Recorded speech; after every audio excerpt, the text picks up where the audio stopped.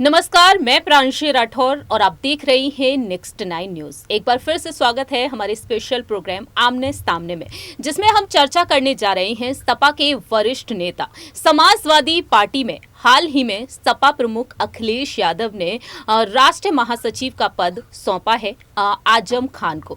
लेकिन आजम खान अब भी लगातार तमाम बड़ी मुश्किलों का सामना कर रहे हैं। बीते साल 2022 में आजम खान को सीतापुर जेल से रिहा किया गया। तकरीबन 83 से अधिक मामले उन पर दर्ज रहे। लेकिन अब योगी सरकार के नेतृत्व में आजम खान के खिलाफ और भी तमाम बड़े मामलों पर यहां पर लगातार केस दर्ज किया जा रहा है। ऐसे में देखा जाए तो आजम की मुश्किलें एक बार फिर से बढ़ती हुई नजर आ रही हैं। ऐसे में क्या वाकई में आजम खान को जो महासचिव बनाया गया है, क्या यहां पर अब अखिलेश यादव महासचिव पद से उन्हें हटाएंगे? इसी पर चर्चा करेंगे। हमारे साथ मौजूद है हमारे सहयोगी कपिल। कपिल, आपका बहुत बहुत स्वागत है। जैसा कि कपिल आप भी जानते हैं कि आजम को लेकर अखिलेश यादव लगातार उनके समर्थन में अपनी बात रखते हैं। सीएम योगी आदित्यनाथ के नेतृत्व में जो अहम फैसले लिए गए हैं, उसके बाद से यहां पर कोर्ट ने हाल ही में हेट स्पीच मामले में उन पर फैसला सुना दिया। आजम खान की विधायकी चली गई। तकरीबन वह 10 बार विधायक रहे हैं रामपुर में सदर सीट से। ऐसे में देखा जाए तो आजम खान के खिलाफ इतने अधिक मामले दर्ज हो चुके हैं, लेकिन दूसरी ही तरफ उनकी पत्नी तंजीम फातिमा पर भी और साथ ही साथ उनके बेटे अब्दुल्ला आजम खान पर भी। तो अब्दुल्ला आजम खान के बारे में अगर बात की जाए, तकरीबन 42 मामले उनके खिलाफ दर्ज हुए हैं और अब अब्दुल्ला आजम खान की विधायकी भी दांव पर लगी हुई है। तो सबसे पहले आपसे यही सवाल रहेगा, क्या अब्दुल्ला की विधायकी भी अब चली जाएगी? जिस तरीके से साल 2008 में 29 जनवरी के दिन उनके खिलाफ जो मुकदमा दर्ज हुआ था, उसको ध्यान में रखते हुए। बिल्कुल, जिस तरीके से लगातार चीजें सामने आ रही है, माना जा सकता है कि उनकी भी विधायकी जा सकती है, क्योंकि आजम खान की विधायकी पहले से ही जा चुकी है। उनका वोटिंग राइट भी जो है वो छीन लिया गया है और लगभग आने वाले 6 सालों तक इस तरीके का कोई अगर संवैधानिक पद की बात करी जाए जो राजनीति में होता है, वो उन्हें नहीं मिल पाएगा। और हम ये भी लगातार देख रहे हैं कि उनके ऊपर मामले बहुत पहले से ही दर्ज थे, लेकिन समाजवादी पार्टी की सरकार थी और जब समाजवादी पार्टी की सरकार है तो उनके ऊपर कोई कार्रवाई हो जाए, ये कैसे पॉसिबल है? लेकिन 2017 में योगी सरकार आती है जो लगातार ये दावा करती है कि वो सुशासन को लेकर जो है वो आने वाले वक्त में काफी कुछ बड़ी कार्रवाई करते हुए नजर आएंगे। बुलडोजर जब चलता है तो इसी तरह की बातें जो है वो सामने आती हैं। लेकिन जिस तरीके से आजम खान के ऊपर जो केस चल रहे हैं, उनमें जो सुनवाइयां हैं वो काफी तेजी से चलती हुई नजर आ रही हैं, क्योंकि 2017 में सरकार आई, लगभग जो है वो 5 से 6 साल हुए हैं और अब 2023 चल रहा है। तो माना जा सकता है कि आने वाले वक्त में और जो तमाम केस हैं उनमें भी सजा का ऐलान हो सकता है। जिस तरीके से हम और आप लगातार खास रिपोर्ट के जरिए ये बताते रहे हैं कि आजम खान ने अपना जो सत्ता का जो दुरुपयोग है वो खास तौर पर किया। उन्होंने डीएम को धमकी दी कि मैं जूते साफ कराऊंगा। तो इस तरीके की चीजें जब वो कर रहे थे, या फिर उनके बेटे भी उसमें शामिल थे, तब उन्होंने नहीं सोचा था कि सरकार बदल जाएगी और सरकार बदलेगी तो हालात इतनी बुरी तरीके से जो है वो बदल सकते हैं। तो यहाँ पर आजम खान को न सिर्फ तमाम चीज़ें झेलनी पड़ रही हैं, बल्कि अब्दुल्ला को भी इन्हीं मामलों में कोर्ट के चक्कर लगाने पड़ रहे हैं। उनकी विधायकी जा सकती है, इसको लेकर जो है न सिर्फ कयास लगाने होंगे, बल्कि अब ये पूरा मान लिया जाएगा कि उनकी विधायकी ज़रूर जाएगी। और ख़ास तौर पर जो उनकी पत्नी है, क्या उनके ऊपर भी आने वाले वक्त में इस तरह की बड़ी कार्रवाई होगी?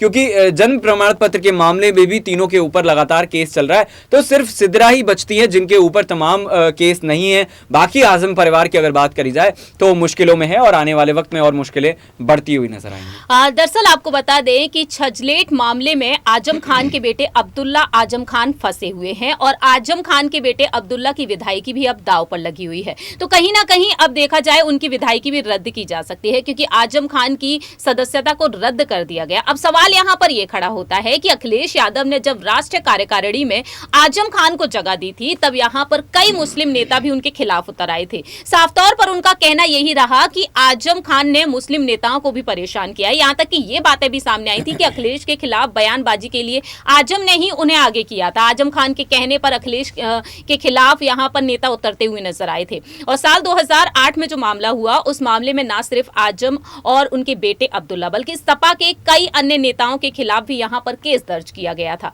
अब देखा जाए तो यहां पर आजम खान को जब महासचिव बना दिया गया। आपको बता दें कि चौथे नंबर पर रखा गया है इसमें आजम खान को राष्ट्रीय महासचिव के पद पर, और आजम के बाद 5वें नंबर पर शिवपाल सिंह यादव को रखा गया है। लेकिन तीसरे नंबर पर यहां पर प्रोफेसर राम गोपाल यादव को प्रमुख राष्ट्रीय महासचिव के पद पर रखा गया है। तो ऐसे में देखा जाए आजम खान एक ऐसे नेता रहे हैं जिनके मुताबिक पार्टी में किस नेता की एंट्री होनी चाहिए, किसे बाहर कर देना चाहिए, ये फैसले भी लिए गए हैं। तो क्या अखिलेश यादव अब आजम से ये पद छीन लेंगे? क्योंकि कहीं ना कहीं सवालिया निशान खड़े हो चुके हैं अखिलेश के लिए। उनका मानना यही है कि अखिलेश यादव को यह पद उन्हें सौंपना ही नहीं चाहिए था।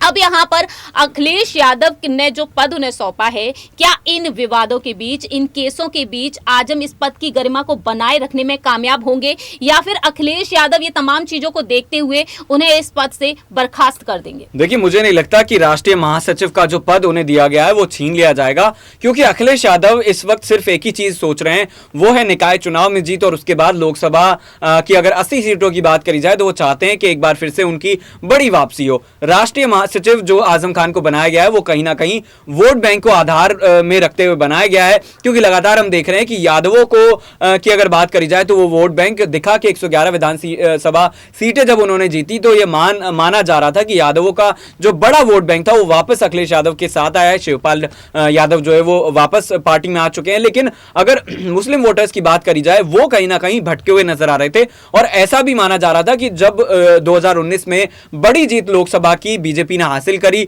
उसमें बीजेपी को मुसलमानों का बड़ा वोट बैंक हासिल हुआ। लेकिन कपिल, यहाँ पर मुस्लिम वोट बैंक के बारे में बात की जाए तो दावे तो ये भी किए गए हैं कि मुस्लिम वोट बैंक को शिवपाल सिंह यादव भी संभालते हुए नजर आए। तो आपको क्या लगता है कि शिवपाल सिंह यादव भी मुस्लिम वोट बैंक को संभाल सकते हैं आजम के बदले, या फिर एक दावा यह भी किया गया है कि नई मुस्लिम लीग की तैयारी में अखिलेश यादव जुट चुके हैं, जब भी उन्हें कोई अगर ऐसा नेता मिलेगा तो कहीं ना कहीं आजम के बदले यहाँ पर वह काम करते हुए देखे जा सकते हैं। तो आप इस पर क्या कहेंगे? या फिर यहाँ पर सिद्रा अदीब खान को आगे किया जाएगा? आजम के बड़े बेटे अदीब खान की पत्नी है सिद्रा। देखिए, रातों रात इस तरह की चीजें नहीं होती। शिवपाल यादव को भले ही मुस्लिम वोट बैंक का एक बड़ा तबका जो है वो समर्थन करता हो, लेकिन आजम खान चूंकि खुद मुस्लिम है और इतने वक्त से राजनीति करते रहे, 10 बार के विधायक रहे, रामपुर उनका गढ़ माना जाता है, तो यहां पर साफ तौर पर यह माना जा सकता है कि जो आजम खान के पास वोट बैंक है, जो पदवी है, जो सम्मान उन्हें मुस्लिमों के बीच मिला था, वो नहीं शिवपाल या फिर और अगर अखिलेश की बात करी जाए तो वो मिल पाएगा। तो इसी के चलते कहीं ना कहीं उन्हें बड़ा पद दिया गया था, और उम्मीद भी अखिलेश यादव यही लगा रहे थे कि इस बड़े पद को मिलने के बाद कहीं ना कहीं उनकी पार्टी को फायदा होगा। आजम खान जो है वो आने वाले वक्त में उनके लिए प्रचार करते हुए तो एटलीस्ट नजर आ सकते हैं।